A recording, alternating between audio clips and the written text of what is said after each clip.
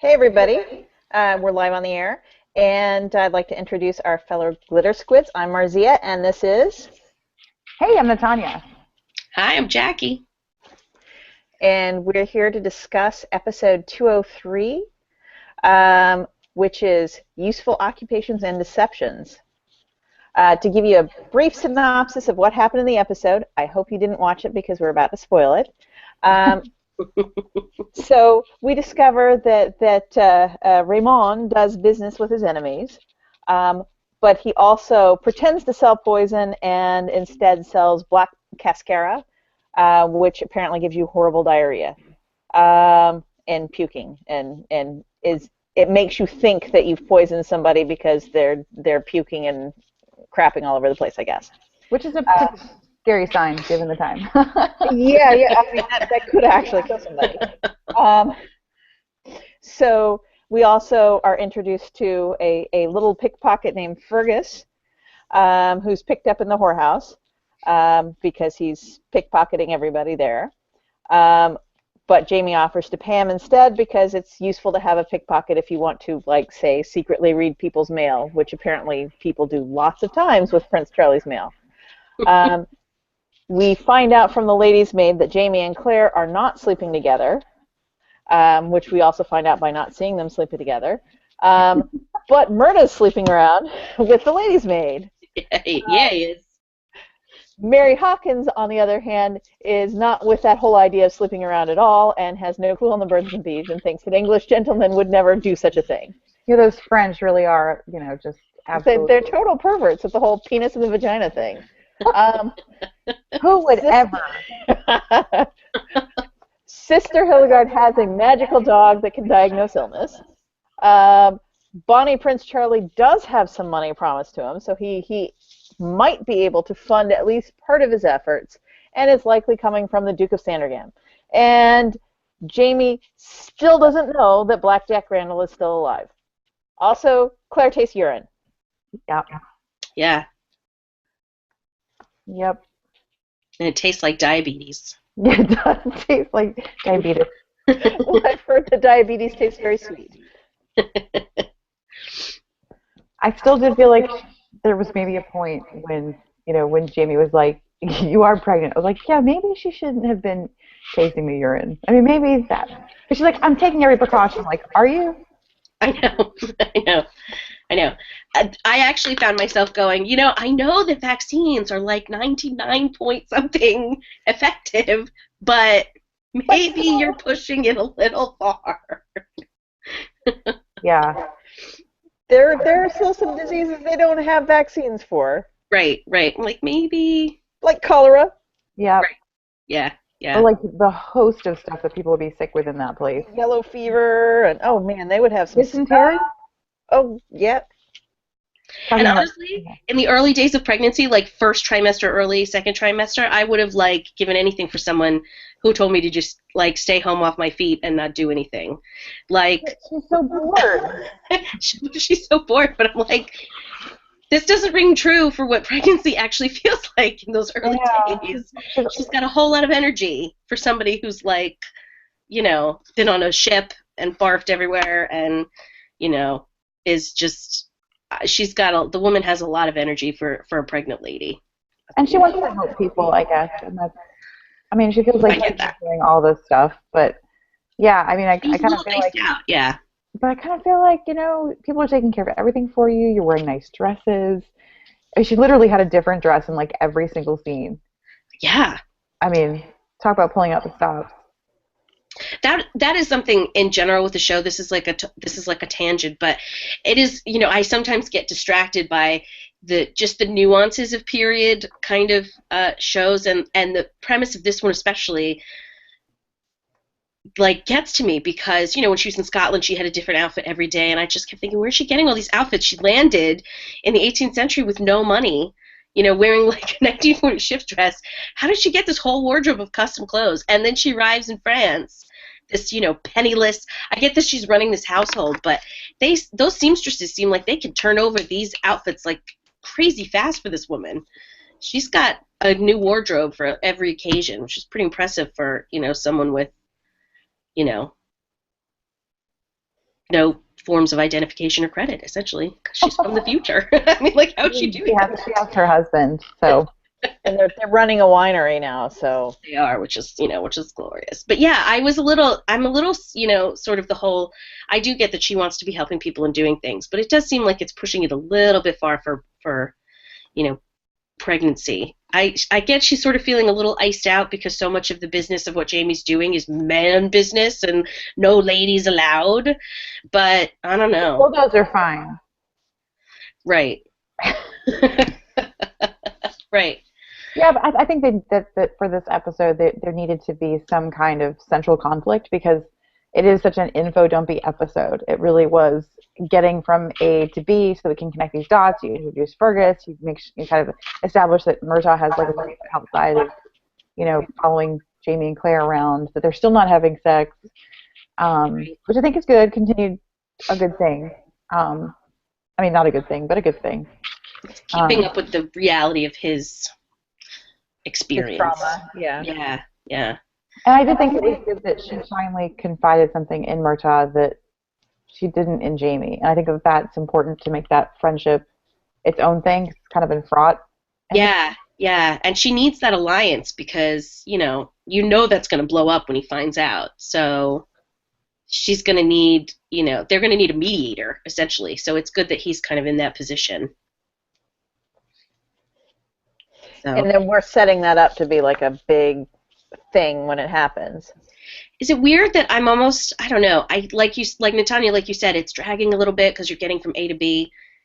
Like, what does it say about me that I'm almost kind of anxious to see Blackjack Randall make an appearance because I just want something to happen, and kind of push the action along a little bit, like force some kind of conclusion or some kind of catharsis with, Jamie and Claire's relationship and the whole, like I said, the whole plot line of trying to save Scotland isn't enough to keep me coming back for more. It's the interpersonal relationships that make the show and the books great. So they need a conflict. They need a knockdown, drag out something to move. And ironically, the book had more conflict when it described this. So in the book, they're not constantly meeting in a whorehouse. In fact, they're barely in one. Jamie is chased by assailants in like this long tale that Claire's like, oh sure, you just ended up in a whorehouse because of this. But he ends up being chased by assailants that they don't know who hired, and in the whorehouse he discovers Fergus, decides to hire him. But here they decided that they would have that as like the central meeting spot, so that they can have like crazy makeup effects, I guess. Right. And like I don't know about horse houses in ancient France, but I'm not sure that they would be quite like that. Yeah. Yeah. And I think too, this is where not to spoil anything, but the books start significantly different. And there is sort of a tension that you're willing to kind of push through this particular narrative to be resolved because it's really backfilling. Yeah. So I think we've mentioned it starts in 1968, so there's obviously a much larger gap than is presented in the show. And so, I'm okay with slogging through the politics to get to what I feel like is going to be the big resolve, and they chose not to go in that direction. So it's going to be very interesting to see when and if they do that even. I mean, I guess they wouldn't necessarily have to if they're filming it much more in a linear manner because the books are kind of chopped up in pieces. I mean, on purpose, I think.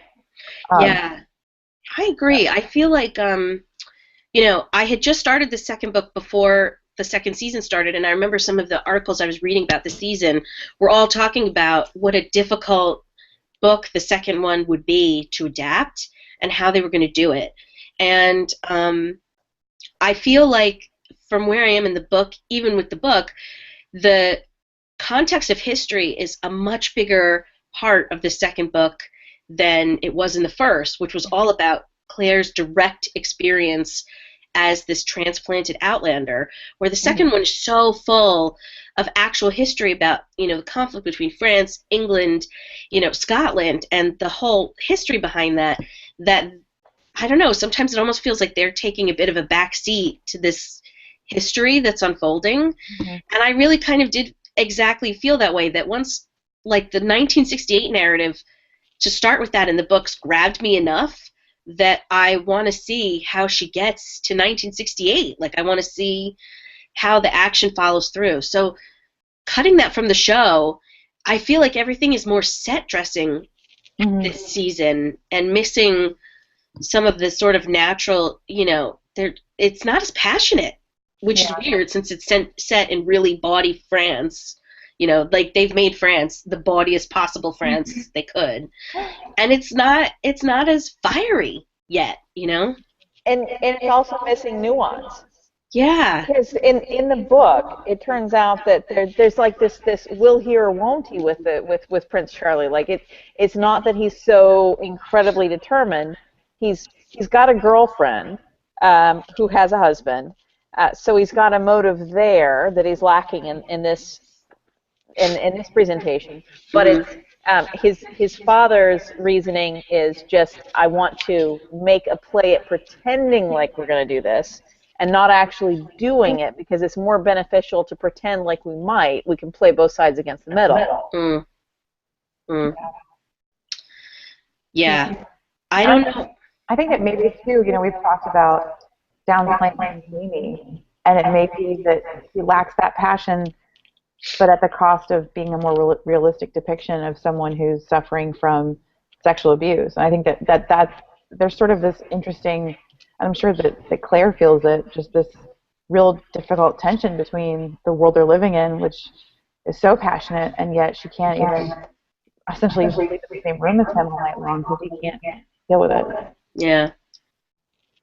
Yeah, I kind of, even with her going to the apothecary to try and get like something to help him sleep and something to do with nightmares, I felt like I almost thought that was going to turn out to be a conflict, like he's going to be really annoyed when he finds out that she's sort of publicly, she's seeking remedies for something he clearly doesn't want to talk about or address.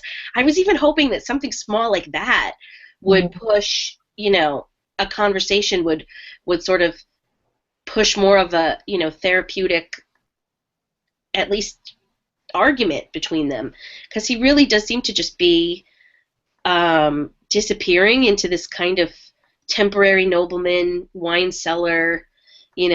He's so focused on his cousin's business and Bonnie Prince Charlie. He's obviously completely avoiding what's happened to him and kind of addressing it.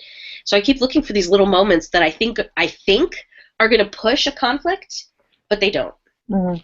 So I don't know how that's going to play out for the whole season. Which is, I guess, why I'm sort of weirdly, I just want him to find out that Black Jack is alive, or I want I want something to happen to kind of, not fix him, because obviously that's not how trauma works, but, to start the process of confronting and dealing and, something so that he's more of a participant in their marriage again. Yeah, I mean, I almost feel like if he's not getting better this way, maybe something needs to move him to action. Because I feel like it's almost the point where he's neglecting Claire. And then, I mean, he, like I mentioned earlier, my husband he came in when he was kind of raised for the Riot Act. And he's like, God, what a jerk. Yeah. And he kind of reverted to Amy of the slap butt of, like, how dare my wife who put me in this situation try to do anything with her own time. Right. When rather than just be waiting at home for me. That's so different than the Jamie, and the Jamie in the book, who seems to sort of be winking and smiling at all of the things that Claire does, like her to get herself into trouble. Mm-hmm. He sort of is like still kind of winking at her like, that's my wife, and that's crazy Claire, that's just what she does. Whereas here he's really annoyed that she's not hanging out at home being pregnant and waiting for him to turn up and confide in her, which is so weird. That's such a weird dynamic for them. Yeah, in the book, the conflict is really about just her health. You're pregnant. I don't want you to be around diseases. Right. Which, again, is not a huge stretch. That's not a huge stretch. But I guess I feel like in the show, it's so much more loaded, than when he just yells at her about maybe being at the hospital isn't such a great idea. It didn't really seem like it was actually about the diseases, although I would think that was plenty reason to kindly ask her to sit this one out. It was total passive aggressive. Ah, well, I had a problem and you weren't here. Right, because he looked like as soon as he came home and she wasn't there, he looked like he was ready for a fight before he even knew she was in the house. He was just, looking for something to be And he worked was up drunk. about. Right. So it's just an excuse, So like he's gotta do something about that. And I think that, I mean, to me, I see him reverting it into a very young person. Like, I think he seemed more mature, but in the last few episodes, especially this last episode, he seems kind of reverting back to that younger, for like 22 years old, like just a few years away from being able to marry Lyra, right? Like, Right. so, Right. that would not have been that strange. She was like 15, he was 22. You kind of see him kind of reverting more to that side and kind of, I mean, at this point, Claire's almost acting more like a mother or a guiding figure than she is a point of passion and desire. And like, she was in that dress and he wasn't, I mean, he obviously was like bowled over by it, but it didn't last. Right. Right. It was more like, I don't want anybody else to look at my Right. things. Right. Yeah. And that's totally different than, I want you to go back to the room right now. We're going to take that off, and then we can go to the party. Right. Right. And I've just hit that part in the book where he's basically told her to go find a dress that makes her really visible to get the king's attention. And, maybe it's a little bit too visible. But you're right, Marzia, like you said, like, he didn't have anywhere near the kind of reaction to that dress in the book as he did in the show, That's kind of necessary, as we talked about, like, show Jamie has a lot more, for lack of nuance, and maybe the setting and for the bigger plot line as a character. He's far more nuanced. Yeah. And I think he needs to have that. We've talked about earlier the male fragility, and I think that's really important to convey. And I agree, and I would say that in this season in particular, that nuance is almost being drowned out by the volume on the set pieces and the environment that they're in and the over the top characters around them. Like it's kind of a weird setting to really showcase that. You what? And poor Mary Hawkins. I know. Oh man, poor Mary Hawkins. And it's funny, I saw pictures of the actress who's actually quite pretty, but they really film her to look like she's all forehead and teeth. Yeah. I know she really does. Kind of the poor thing. And in the book, she is not. She stutters, and that's so she's awkward, a little bit wallflowery, and not sure about marrying an older man. I mean, that's a totally different conversation than, oh my God, a Frenchman's gonna like have sex with me. Yeah, that was. Yeah, that definitely. I'm sure that was definitely for the dramatic effect of the reveal that she's going to end up marrying Black Jack Randall, who's pretty much the worst husband. If you're afraid of the one-eyed snake, is like a nice, naive 15-year-old girl. You couldn't possibly marry anybody worse than Black Jack Randall. But at the same time, I'm watching it and going, people didn't spay and neuter their pets. Like, she'd have had to live an incredibly cloistered existence to really have zero idea that mammals procreate in this way and not made. I mean, that's how most people figured it out. They're like, well, the horses do it. Like Jamie, he's like, horses do it from the back. I didn't think you do it face to face. Right. So, maybe she lived a totally separate life, but it was a little bit of a stretch. I mean, I think they were trying to do it, like you said, for illustrative purposes and try to make a bigger deal out of her innocence in that contrast to Jack Randall. But although I did like the touch, I will point out the genealogy. He's like, this is the family Bible. And I noticed they had different handwriting down the Bible genealogy, which I thought was a nice little detail. That is a very cool detail. Because at first I was like, oh God, they used computer font. Like, oh no, they actually had people write it in. Or it was a really good computer font. That is a nice detail. That is a good detail. Yeah, I kind of, I'm scared for Mary Hawkins, curious to see how that's going to unfold too. And how Fergus plays out, because he's in a bunch of the books, right? Yeah. He's the character that like goes throughout the series. Oh, I had totally forgotten until I realized who that was when he calls him Fergus. Mm-hmm. I was like, oh right. So I'm kind of curious to see how that plays out. So we haven't talked about the dog and Sister Hildegard. Yeah. So and Bhutan. the wound. We made up for lack of graphic sex by graphic pus. Oh, That's what yeah. everybody Pus. loves to That see. was just in there. Oh, yeah. I mean, Yeah. for all of the kind of Claire should stay home and like she is pregnant, so this is kind of ridiculous. It is still sort of thrilling to see a woman in that context have such a command of, anatomic knowledge. And I just loved seeing her and Hildegard, kind of together. And Mhm. Hildegard sort of begrudging approval of her as the episode went on. And she, saw that this wasn't just this wealthy lady who was kind of, looking for a hobby. That this was like a charity that it felt like the modern day version of like an Upper East Side lady shows up to Yeah. your charity to try and help, right? What can I do to help? She's like the worst help ever, and you just roll your eyes and put her in a corner to file some stuff, that she actually has skills, and watching that kind of relationship and that bond unfold. And I loved I just kind of was tickled by the touches about Bach and, Yeah, that was cute. that they were just buddies, but nobody really cared about him. He's not going to go down in history. I just thought that was. It's just not accessible music, like the Beatles. Like no one's gonna do that. Yeah, and that actually was pretty close to the way they introduced the volunteering is that Claire went in there with a bunch of ladies, including Mary Hawkins, Hmm. and slowly all of them kind of turned blanched and fainted or ran off and stopped volunteering as they saw the horrors of a hospital, except for Mary Hawkins, who stood with her.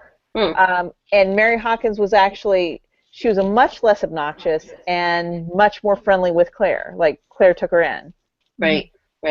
Yeah, and I like that for once I feel like we have a woman who kind of reflects Claire in Sister Hildegard. Mm-hmm. She has this other life almost. And there's kind of some interesting parallels I think between what she left behind and what Claire's left behind. And they have this sort of meeting because they understand this language that the two of them speak. Mm-hmm. Being medicine, and you look at all the half-assed doctors that they have, and how valuable just someone to take the time. And even though like the diabetes patient, she's like, she's not gonna live a month, but at least we know what we can do to make her comfortable, perhaps alleviate symptoms. Right. Tasting Yeah. Yeah, I do kind of like that friendship. Claire makes interesting friends. I do kind of want to see her like tear off her habit though, and like go like all like metal on the like on the harpsichord. I kind of want to be like, actually, here's a piece that I wrote.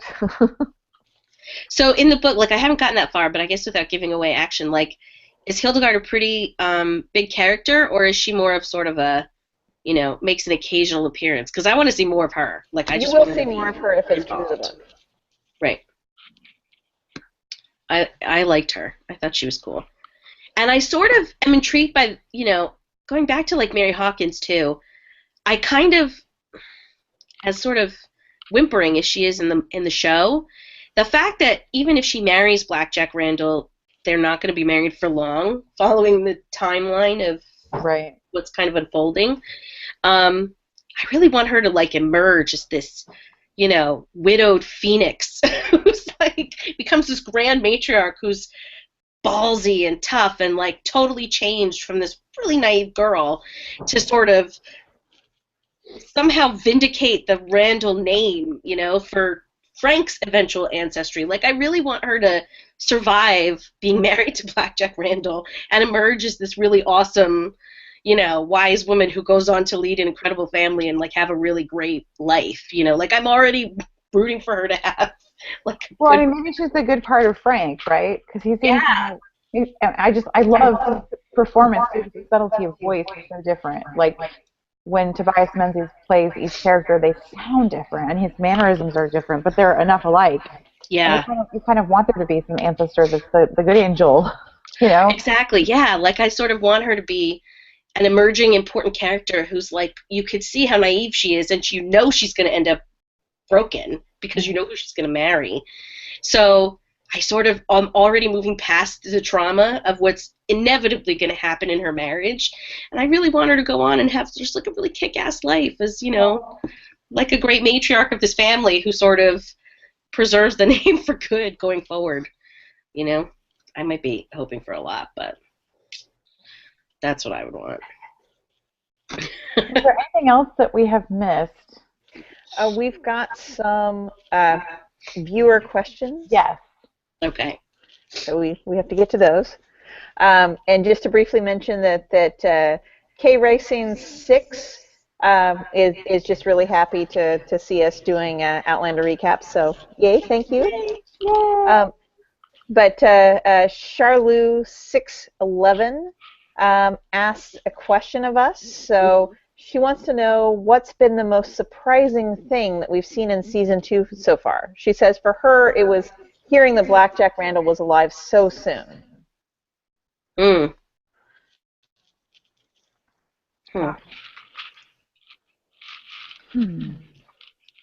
I think for me the most surprising has been, I think I've talked about it a lot, but the change in characterization for Jamie. He's far more resilient and he bounces back far faster in the books, and that's a big jump to make. I'm glad that they've made it. It's, as we've pointed out today, caused some challenges, I think, in sort of following through, but there's definitely in my head, like, there's head canon and there's like show canon and book canon, so we're kind of like all vying for space. So that's been the most surprising to me, because I mean I think they're fairly, up until that point, they're fairly accurate to the book. I think the most surprising thing for me is the order in which they're telling the story, because I really think that how the book starts in the future, having revealed so much of what Claire's life becomes, and then backtracking to fill in those pieces, I feel like it was such a change to start there in the book than from the show to just launch right into France and not really get that glimpse. I mean, we know that she goes back. We know that she goes back to the 1940s from the beginning, but we don't know yet how her life really unfolds beyond that. To me, that was the biggest surprise, is how they've chosen to timeline the narrative for the season. Yeah, that was mine too. Yeah, that they went straight to the 1940s instead of the 1960s. Because that leaves it open to, are we going to the 1960s?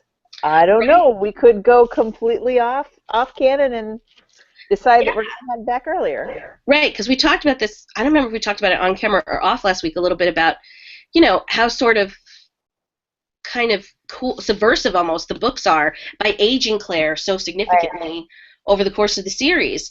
Obviously, they have this beautiful young actress that is not going to be aging, however many decades in the next couple of years. So I'm kind of curious to see if they're going to completely drop that whole aged version of Claire so that they can continue the narrative for several seasons with her still being, kind of late 20s, early 30s maybe. But I will say, I think that part of the casting is smart, though, because she is around my age. I think the actress is mid to late 30s, and so is Sam Heughan.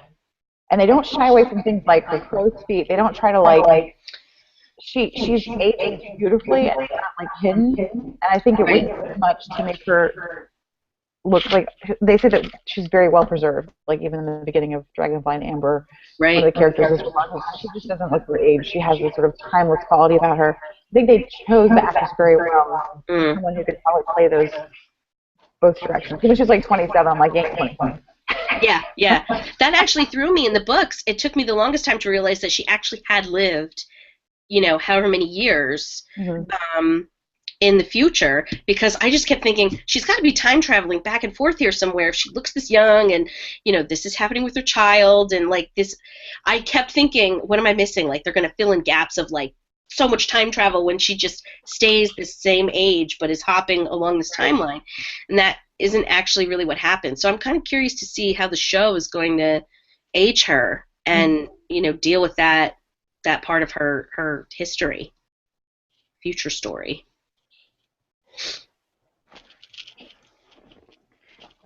Yeah, so I think we've all concluded this was a bunch of a middle.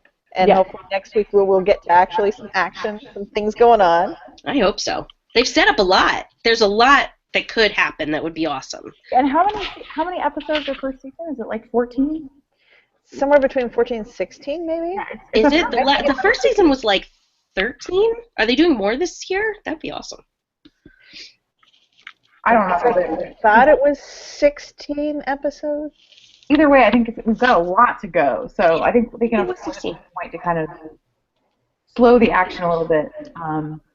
But yeah, I think it's going to depend on the next. I think the next 3 or 4 episodes are really going to set the tone. I think they needed this a little bit for transition set piece. Yeah. I mean, I really never get watching Jamie getting dressed because that's fun. That's true.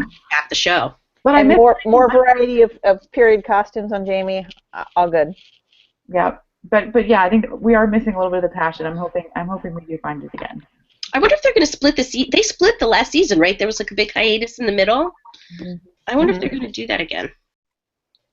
They might. If there's a long hiatus, we might wind our way back through the first season. Mm. Mm. Sounds good to me. All right. Well, here's hoping that it gets saucy. So I think we're going to go ahead and wrap it up tonight. As usual, go ahead and leave us a comment if you've got a question, if you've got a comment, if you like it. We'll talk about it on the air next week. And thanks for those that have already left comments. Yes, thank you. And we'll be back. Mm-hmm. Happy Outlandering.